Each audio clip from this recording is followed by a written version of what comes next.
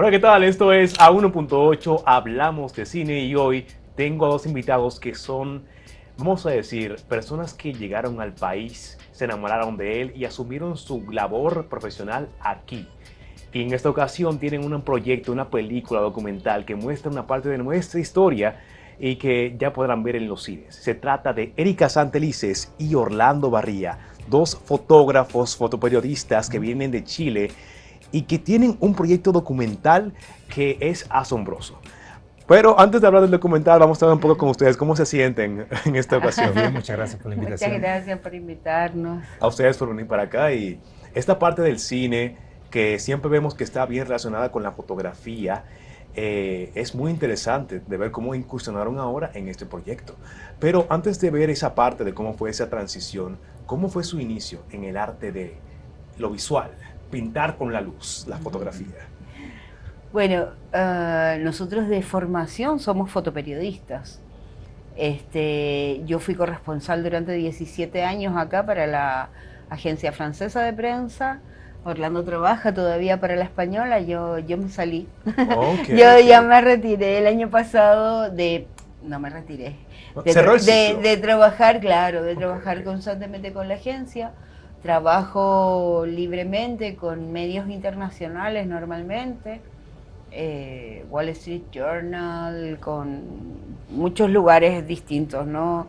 The Economist, y nada, estoy de manera independiente, pero nuestro acercamiento siempre fue, nos gusta la calle, nos gusta la noticia y la fotografía. Wow. Y de parte suya. De parte mía, bueno, también, yo estudiamos de hecho en la misma escuela, ¿no? Hay una escuela en Ok, Santiago ok. de Chile. Yo soy de la Patagonia, pero bueno, viajé a la capital a estudiar y ahí estudié fotoperiodismo, una escuela grande donde se han formado muchos fotoperiodistas que son de agencia y se repartieron por distintos países del mundo. Y bueno, llegamos aquí el año 2003, ya llevamos aquí 22 años, ya Wow. casi dominicanos, chilenicanos. Chilenicanos, como dicen. Pero y, no sé, se combinaron y dijeron, mira, hay que ir a este país, Dominicana, como que tiene algo que me llama la atención, algo magnético que me atrae. Queríamos salir de Chile, ¿no? Porque pasó un proceso en que muchos compañeros nuestros empezaron a salir, por lo mismo a las agencias, ¿no? A Colombia, México, otros a África, Europa, y siempre estamos como en despedidas de amigos, ¿no? Mira, ahora se va este otro, y era ese Ok. proceso, ¿no? Algunos por su cuenta, otros para agencia. Y salió la oportunidad, bueno, teníamos un amigo aquí, salió la oportunidad de trabajar aquí. Llegué como editor de la revista Rumbo aquí, que existía, que había formado Omnimedia. Ok. Y al poco tiempo pues comenzó la agencia F, y ahí, bueno, fue mi inicio en F, ¿no? ¿Te mandaron para acá o ustedes eligieron venir? Nosotros Yo elegimos, quiero venir a esto. nosotros, sí, nosotros teníamos como la crisis de los 30, yo creo, y entonces estábamos como, no, estamos acá, ya no vamos a salir. Había nacido nuestra primera hija y entonces a Orlando le mandaron a hacer un trabajo acá, un trabajo porque él trabajaba en una revista que se llamaba Revista del Domingo en Viaje, del periódico El Mercurio de Chile. Y entonces él vino a Dominicana y claro, invitado, estuvo, qué sé yo, en Punta Cana, acá estuvo no sé qué, así como en los mejores lugares, y dijo, Bien, ¿cómo? porque Sí, sí. lo que nosotros pensábamos siempre, a nosotros nos atraía Haití como fotoperiodistas, ¿no? Claro. Nos atraía eso, pero empezamos a ver y era imposible vivir allá. Entonces como él vino justo acá, dice, wow, mira, como que podríamos vivir en Dominicana y hacer trabajos ahí para los dos lados. Al final hemos trabajado como en todo el Caribe. A mí me tocó viajar también bastante a Venezuela, a Cuba, a Puerto Rico. Nos movimos bastante por el barrio, que es todo el Caribe, ¿no? Claro. Muy Sí, interesante. sí, esa es la ventaja de las agencias también, ¿no? Que te mueven y se cubre, pues, Y vas bastantes conociendo zonas, el ¿no? mundo o una Y zona vas conociendo. determinada. Sí, bueno, yo Bueno, llegué el hasta mundo. Ucrania, por ejemplo, ¿no? Me fui Wow. el año pasado a la guerra de Ucrania, y bueno, y Olimpiadas y varias cosas. Entonces, es un trabajo, el fotoperiodismo, pues, interesante, ¿no? Y bonito, sí. Claro. Y en esos momentos, en esos trabajos que son medio complicados, medio sensibles, que son en zonas algo complicadas, ¿cómo ustedes superan como que ese miedo? O, ¿qué puede pasar? ¿Me voy, sí o no? ¿Me entrego para conseguir la imagen, que es la fotografía que se merece el mundo? ¿Qué pasa por su mente antes de salir a aventurarse a un sitio como Ucrania, por ejemplo? El miedo siempre está presente, o sea, todos los días está yo creo que lo importante es que no te paralice, ¿no? Que te impida hacer cosas, ¿no? Cuando salió la oportunidad yo, bueno, me ofrecí, ¿no? Para ir a Ucrania, por ejemplo, la agencia pide voluntarios, ¿no? Y lo conversé con Erika y me dijo, no, o sea, tú haces el mismo trabajo que yo, o sea, si fuese mi caso también lo haría, entonces, pues nada, lo que tú elijas, Sí, o sea, claro. me dio todo el apoyo siempre, bueno, como todas las otras cosas que he hecho, ¿no? Entonces, ella y las chicas también, ¿no? Tenemos 2 hijas y también siempre ha estado el apoyo familiar, que es importante, ¿no? Claro, claro. O sea, estoy de viaje y claro, y siempre en contacto con las chicas, es que es parte importante cada tarde para seguir trabajando, ¿no? En ese proceso, en esas condiciones difíciles. Claro, tener esa conexión con casa, con tu hogar. Sí, claro, es importante. Sí, Wow. sí, No, sí. pero es una labor de verdad que tiene mucho valor, darle como que forma, que la gente pueda conocer cómo se ve una parte del mundo, una situación, una noticia, una tragedia. Es muy bueno que tengamos imágenes y que se comparta eso a través de su lente, de su óptica, como le dicen. Ahora, esa parte es del periodismo que ustedes trabajan, que esa es su labor que tienen haciendo mucho tiempo. Ahora, el salto ahora para un documental, para el cine, ¿cómo surge? ¿Se acercaron ustedes? Mira, queremos que ustedes tienen la visión que queremos, o fue algo personal propio, porque la película es sobre un fotógrafo también. Claro. O sea, ¿fue algo que ustedes tuvieron ese impulso de hacerlo por su cuenta? ¿Nació de su corazón? Sí. Sí. Tú sabes que desde que nosotros llegamos acá, conocimos la foto de Mesón, ¿no? El hombre este que está sentado en la silla eléctrica. Y incluso estaba impresa ahí en la Isabel la Católica, era una gigantografía que tapaba toda la fachada del museo, ¿cómo se llama? De la Fundación Dignidad, ahí en la Isabel la Católica. Entonces, a nosotros nos llamó mucho la atención la foto, ¿no? Una foto extraña, porque hay una foto de un hombre siendo electrocutado en una silla eléctrica. Y cada vez que nosotros preguntábamos, todo el dominicano la conocía, pero decía, ah, eso es de cuando Trujillo. Y nosotros, ¿pero por qué? ¿Quién la hizo? ¿Por qué existe esta foto? Y entonces, bueno, hay que entender que nosotros también, como fotoperiodistas, acá no existe una escuela de fotoperiodismo como tal. Entonces siempre hemos ayudado un poco, acompañado a los fotoperiodistas dominicanos. Hemos hecho talleres, hemos hecho capacitaciones. Bueno, yo soy la creadora del Premio Nacional de Fotoperiodismo y lo dirijo y lo hago cada año como puedo. Entonces, cuando conocimos, Orlando conoce la historia de Pedro Aníbal Fuentes Berg, el fotógrafo de la 40, porque la hija manda una carta a un periódico. Y Orlando dice, mira, esta es la historia de la foto que siempre vemos. ¡Wow! Ella está contando que su papá es el que hizo estas fotos. Un cuadrito chiquitito. Era así, un en una esquina de un cuadrito periódico, ¿no? en el Hoy, El Hoy, ¿no? el Hoy, sí. Exacto, que se la manda a Bacho, que era un periodista de acá que ya falleció. Y entonces ubicamos a Bacho y le preguntamos, oye, mira, nos interesa conocer a la hija del fotógrafo y tal, y nos da el contacto, la llamamos, vamos a su casa, y nuestra idea fue, hagamos un video para que los fotoperiodistas dominicanos conozcan la historia de este fotógrafo. O sea, hubo un fotógrafo que hizo unas fotos y que murió por hacer esas fotos. Entonces fue como, vamos, la entrevistamos, hacemos un video y se los mostramos a ellos. Entonces cuando fuimos donde ella dice, ay, pero también debieran hablar con tal y con este. Y cada vez que hablábamos con alguien nos decía, hablen también con no sé quién. Entonces fue como, esto se fue como creciendo una Sí, bola. como de forma espontánea. Exacto. Sí, sí, ajá. De Buscaban forma- algo, buscaban otra cosa que encajaba, que era No, importante exacto, contar. Algo de nosotros 5 decíamos- minutos que íbamos a hacer, ¿no? Pensábamos hacer, claro, algo de 5 Y minutos. terminaron con 76. 36 y en el cine. El otro era para YouTube o para mostrar así una reunión. Claro, ¿no? compartirlo, juntarnos un día, mostrarles cómo había sido esta historia. Para nosotros fue importante como decir, mira, un fotógrafo dominicano es un héroe. Entonces, como un poco hacer que los fotógrafos dominicanos se sintieran también orgullosos de esa situación. Esa fue nuestra idea inicial. Entonces cuando empezamos a entrevistar a tanta gente nos dimos cuenta, ¿y si hacemos como un corto?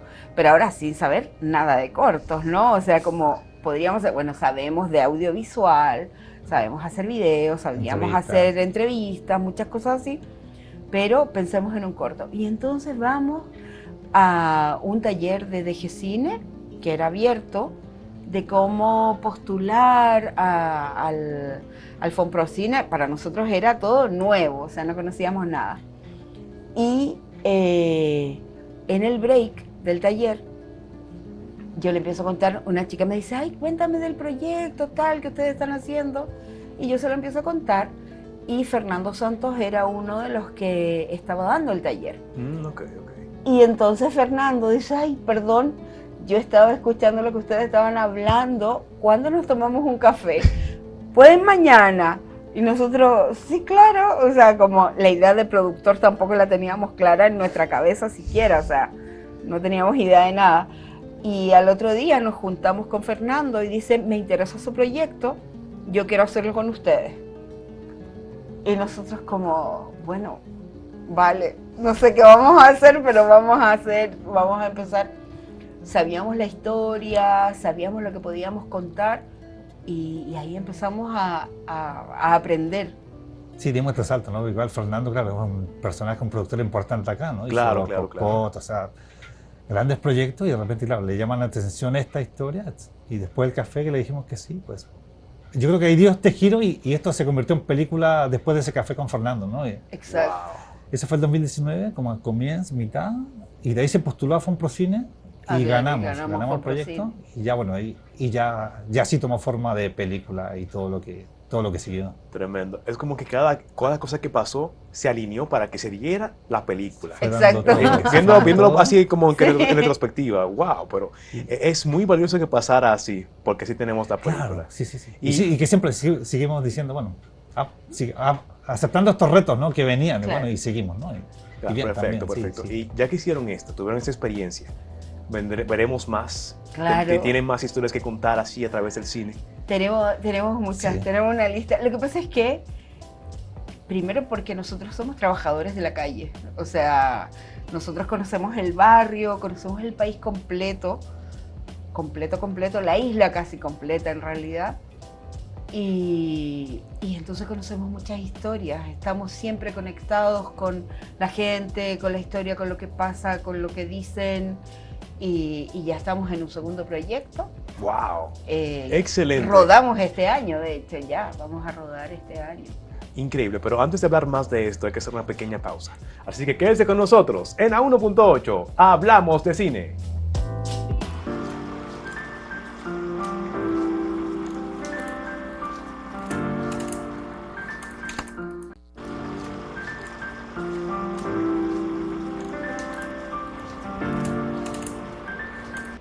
Y seguimos en A1.8, Hablamos de Cine, con Erika Santelices y Orlando Barría, los directores del documental El fotógrafo de la 40, que me contaba Erika, que viene mucho más por ahí, más proyectos, más historias que contar a través del cine documental. Nos quedó gustando. Bueno, pero un preview de lo que pudiera venir, sin dar en detalles que son confidenciales. No, nosotros estamos trabajando ahora, nuestro segundo proyecto se llama Carne de Cañón. Wow. Es la historia de soldados dominicanos que participaron en la guerra de Irak. ¿Qué? Esa historia yo no la conocía. Venga, ya yo tengo que ir a comprar mi boleta, donde sea, o asegurarla para cuando vayas a ir al cine. Te vamos a invitar. Sería un honor. Tú nos invitas acá y nosotros te invitamos a verla. Claro, hecho. El trato está hecho. Pero hablando de eso, del tema de la producción, esta película me contaron que se comenzó a plantear en el 2019 y según investigué se rodó en 2021, un año después de la pandemia. Y va a salir ahora, 3 años después del rodaje. El proceso de edición fue muy largo, hubo complicaciones a nivel de postproducción y de financiamiento. ¿Qué pasó que generó ese lapsus tan largo? Bueno, yo creo que todos los proyectos son complejos, ¿no? Y uno también está aprendiendo. Nosotros tuvimos, la verdad, que mucha suerte, pero los procesos son lentos, ¿no? El rodaje, nosotros rodamos, Claro, fuimos de los primeros rodajes posterior a la pandemia, que teníamos que hacernos la prueba de PCR cada 2 días para rodar. Ay, no. A todo el Horrible, equipo. a todo el equipo. Pero claro, luego viene el guión de montaje, la edición.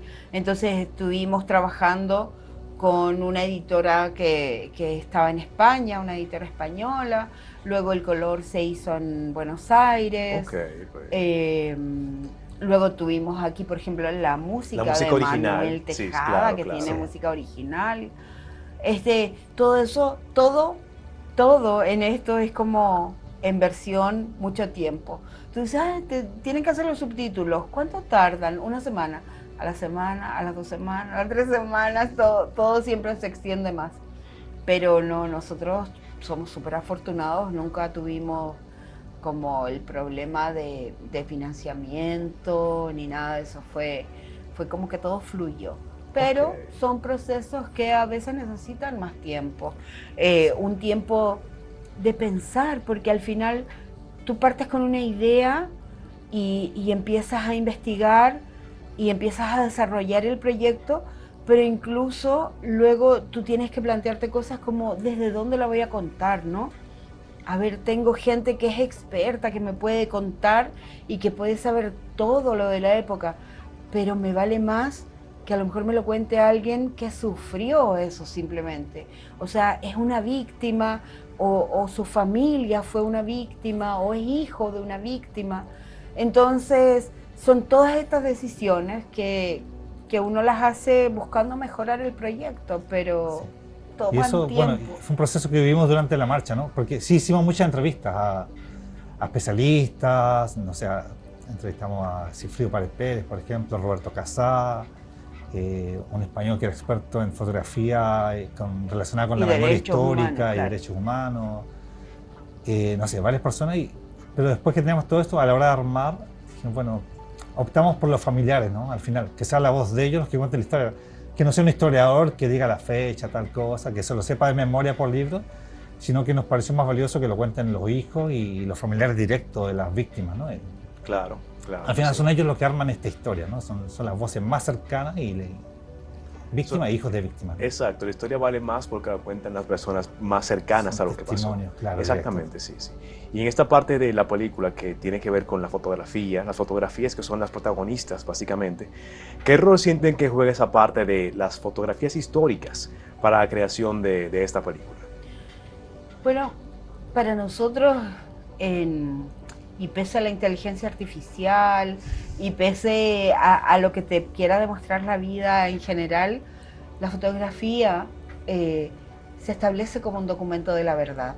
Cuando era la época, por ejemplo, de Trujillo, la gente decía se está matando personas, se está torturando, se están violando los derechos humanos, pero cuando aparecen las fotos hay un cambio en las personas. O sea, de verdad, no es lo mismo que te digan que están torturando a alguien a ver a alguien siendo torturado.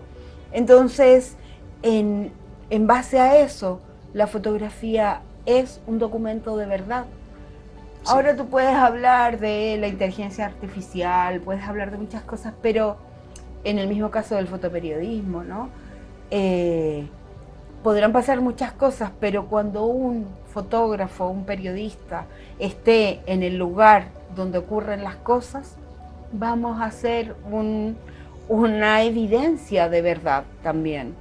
Sí, una parte de la película tiene una frase que se quedó conmigo, que es cuando estaban narrando la parte de lo que le hacían a los presos de la Victoria, le decía el guardia, no le den en la cara, que se ve después, denle por aquí, por el estómago, le ponemos un broche, pero no le den en la cara, que después viene derecho humano. Y yo me quedé, wow, entonces ellos se dieron cuenta de que se podía, lo que se hacía y se podía ver, tuvieron que inventarse una forma para que no se viera su método de tortura. Exacto. Es increíble. No, claro, y por eso que cuando tú empiezas a ver de qué manera la fotografía y la imagen ha trascendido, no solo aquí, sino que en general, lo que fue Vietnam, lo que fueron estos niños quemados, o sea, cómo eso finalmente puede mover a las personas y yo creo que las fotos que hizo Pedro Aníbal, que él se sintió movido a hacerlo sabiendo lo que le podía pasar, porque como lo decimos en el documental, todos los demás, incluso los expedicionarios, vinieron pensando que iban a liberar al país, que iban a ser héroes, pero Pedro Aníbal sabía que si lo descubrían y que lo iban a descubrir, lo iban a matar. Y aún así él decide mostrar estas fotos, aún así un hombre que tenía familia, un hombre, y entonces empiezas a entender este heroísmo, ¿no? Que fue a lo que nosotros nos movió en el fondo, de decir, esta historia merece ser contada, la gente tiene que saber lo que pasó aquí. Claro que sí. Y en ese ámbito, entrando como en la parte ya de la película, para ustedes, ¿cuál fue la entrevista o la escena, en términos cinematográficos, que fue la más difícil de grabar? ¿Y por qué? Bueno, sé que fue hace un tiempo ya. Sí, sé que hace un tiempito ya el rodaje, pero alguna que se quedó con ustedes por mucho tiempo. No, tú sabes que a mí, ¿qué se me hacía más difícil? Más que lo que pasa, sino que lo que acá siempre hubo una diferencia al no haber verdad, ¿no? Cuando hay una falta de verdad, porque una cosa es que en un país se haga justicia con lo que pasó. La justicia no la tuvo casi ningún país de Latinoamérica después de pasar por un proceso de dictadura. Pero la verdad sí se estableció en muchos lugares. Entonces, cuando, por ejemplo, nosotros en el documental contamos cómo muere José Mesón, hay 3 versiones y las pusimos las 3, porque en el fondo dejamos esto como, mira, como no hay verdad, hay mucha imaginación que a veces es hasta más cruel de lo que puede ser la verdad. Entonces, cuando un país no establece qué pasó con la gente, cuando tú no dices, porque en otros países, por ejemplo, se establece la verdad, y la verdad en el fondo ayuda a la gente. José Mesón fue un marino que murió de tal forma, lo tomaron detenido a tal hora, le hicieron tal cosa y murió de tantos impactos de bala. Pero acá no existe eso. Entonces existen estos mitos que comienzan a crecer en torno a lo que fue su muerte. Entonces eso para nosotros fue como cómo enfrentarnos a eso, cómo enfrentarnos a la falta de verdad, a una historia que no está construida y que la estamos construyendo nosotros con todos estos testimonios. Y bueno, y pasamos un largo proceso de investigación también, ¿no? En el Archivo de la Nación, estuvimos muchísimos días buscando todos los periódicos que en ese tiempo, ¿no? El Siglo, creo que estaba. ¿Y cómo les fue? ¿Cómo les fue? ¿Revisando eso? Sí. No, bueno, nos dieron bastantes tiempo. facilidades, pero fue mucho tiempo, ¿no? Es Sí. un proceso súper lento. Sí, Además, como sí, funciona el archivo, es lento también. Pero revisamos, claro, todos esos periódicos de 58, 59, 60, como Todos los miramos días, mirando cada día el periódico, qué decían. Caribe, Claro. Sí, eso es algo tedioso. Yo Sí. cuando yo me gradué de cine, hice mi tesis como un documental sobre Piqui Lora y me tocó también buscar sobre Piqui. documentos de la época. Y Claro. es un tema, es un proceso lento, pero que hay que Bueno, hacerlo. a mí me gusta mucho. Yo trabajé en museografía, trabajé en museos en Chile, en el Museo Histórico Nacional. Me gusta mirar cartas, me gusta mirar cosas personales. Es descubrir un mundo escondido. Me es encanta, algo así. sí. Y estos yo- periódicos, ¿no? Además, cómo funcionaba este presidencialismo, ¿no? Cómo trataban a Trujillo, por ejemplo, cuando Claro. revisa el listín de esa época, por ejemplo, no sé, distintos periódicos, ¿no? Claro. Y en su parte, como que en la transición de fotografía a cine, ¿qué elementos técnicos consideran que los sorprendieron o que aprendieron para fungir como directores de una película documental? ¿Usaron todo lo que sabían desde antes o aprendieron otra cosa? Algo extra. Bueno, yo cuando decidimos que se iba a transformar en un documental y tal, yo empecé a tomar todos los talleres. Sí. Yo tomé todos los talleres que podía tomar de producción, de edición, de diseño, Pitch, de todo. Acá, con profesores de España, en Cuba, en San Antonio de los Baños. O sea, todo lo que yo pude aprender para hacer esto, lo hice. O sea, tomé todo. No hubo ni un taller que hizo la DGCINE en el que yo no estuviera, Wow. no hubo ni un taller que diera cualquier escuela cercana por acá donde yo no estuviera apuntada. Y hablando del proyecto, tallerizándolo, ¿no? Que en el fondo tú vas diciendo, mira, yo voy a contar esta historia, y hay gente que dice, pero yo no la entendería así, yo entendería esto, mira qué buena idea. O sea, completamente abierta a qué hace la gente, cómo lo piensa, cómo lo dice, cuál es realmente la historia. En un principio, para nosotros, por ejemplo, fue como lo importante aquí era la fotografía y la trascendencia que puede tener la fotografía. Y después como, no, espérate, lo importante no es la fotografía, lo importante es el acto que hizo el fotógrafo. Entonces todo eso tú lo comienzas a aprender hablando del proyecto, presentándoselo a otras personas, haciendo speech.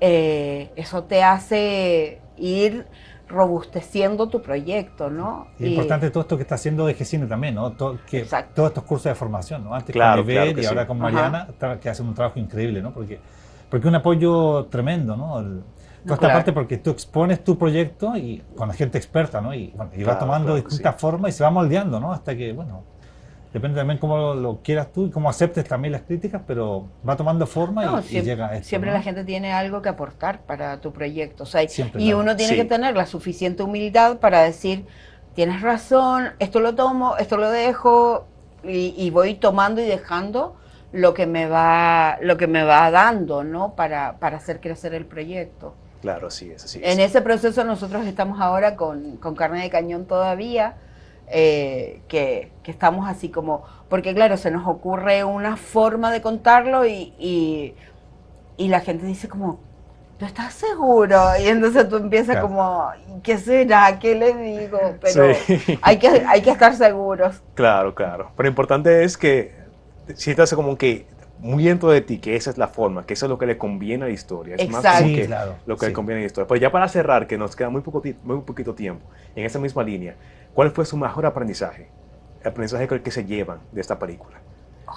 Con el que se quedan y tienen en la mente desde que la película hasta el final, hasta siempre. Pues que siempre se puede aprender.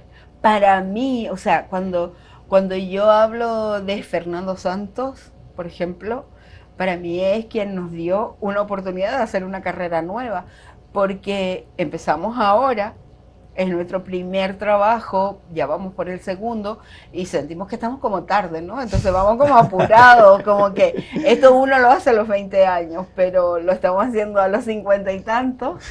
Y entonces, pero Fernando nos dio a nosotros esta posibilidad enorme de decir, ok, soy fotoperiodista, he hecho una buena carrera como fotoperiodista, o sea, sobre todo para mí, ¿no? El haber podido estar en una agencia internacional, trabajo para grandes medios internacionales, es como, wow, estuvo bien. Pero mira, todavía puedo hacer más cosas aún, o sea, todavía puedo seguir aprendiendo, puedo seguir haciendo, creando, y eso para mí es lo más, o sea, ya yo eso no puedo más de la felicidad. Y se lo debemos mucho a Fernando. Y el cine, bueno, es otro mundo, ¿no? Sí sabemos la parte periodística, la parte foto y pensamos que podíamos hacer esto, pero cuando nos metimos de lleno, claro, el cine es otro mundo, ¿no? Y Fernando formó un equipo también importante, ¿no? Eran como Exacto. 25 personas llegamos a hacer, que creció más de lo que pensamos, o sea, jamás pensamos eso, ¿no? Exacto. Y mucha gente experta que sabía lo que tenían que hacer, ¿no? Iluminadores, asistente de cámara, todo. Sí, gente del sonido, gente del boom. Todo un mundo. Sí, y sí, sí. cada cosa toda un la mundo cosa. dentro de sí, ¿no? Así Y es. aprendimos muchísimo de eso y bueno, ya todo eso nos sirve para el segundo proyecto, ¿no? Fantástico, fantástico. Espero que vengan muchos más y les deseo mucha suerte, mucho éxito con este y que sigan con su creación y que no se detengan, que quiero ver mucho más. Gracias por estar aquí en Muchas 1.8. gracias. Pueden volver cuando quieran, saben que este es su espacio, este espacio es su casa y hay que ir a ver al cine la película El fotógrafo de la 40. Así que señores, eso fue todo por hoy aquí en A1.8. Hablamos de cine.